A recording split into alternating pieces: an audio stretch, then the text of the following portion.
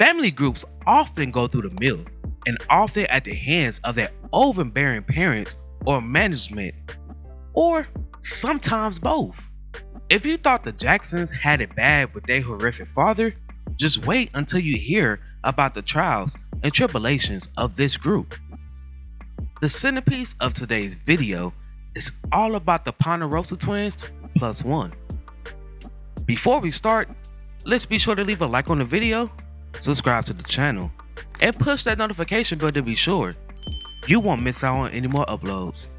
Now, without further ado, let's cue that intro.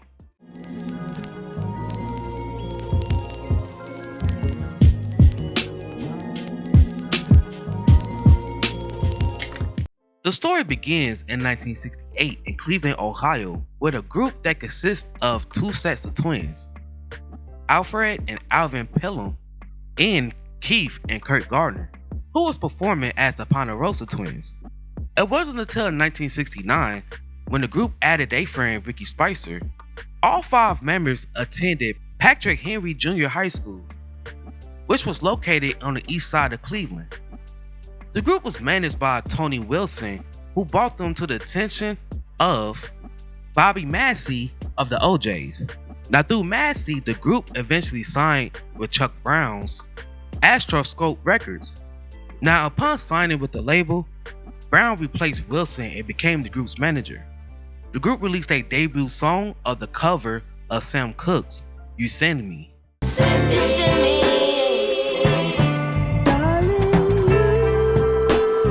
In 1971, the group released a debut album, 2 + 2 + 1 = Ponderosa Twins + 1. Now this album was not a bad album at all. Even Billboard reckoned that if the group had even more popularity, that this album would still be out of sight. That same year, the group released the singles Bound,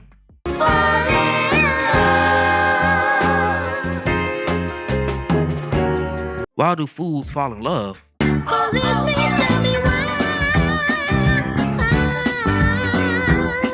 and Bitter with the Sweet.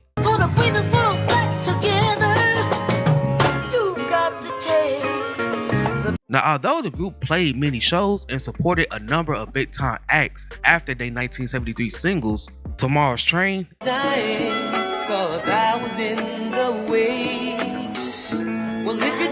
and Come Back Sunshine,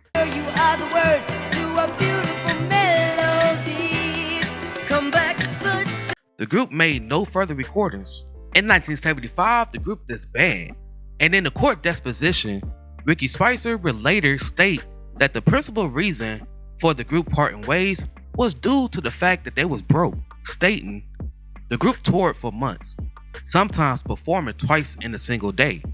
Although the group was promised payments for their performances, Mr. Brown and his company failed to make any payments to Ricky or the other members of the group for any performances. In 1975, the group fell apart due to lack of royalties and no revenue from their live shows. Ricky Spicer went on to work with stars such as Gladys Knight and James Brown, to mention a few. Now sadly, his counterparts was not so lucky.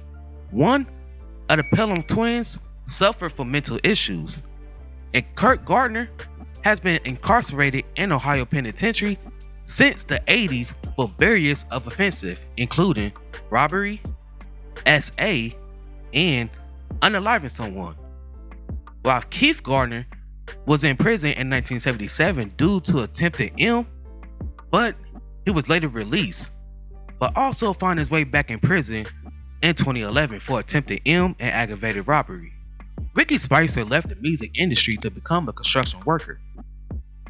Alvin passed away in 2009, and Alfred passed away 3 years later. The band would have been forgotten for good if it wasn't for that track Bound being sampled by rapper Kanye West in 2013 for his song Bound 2.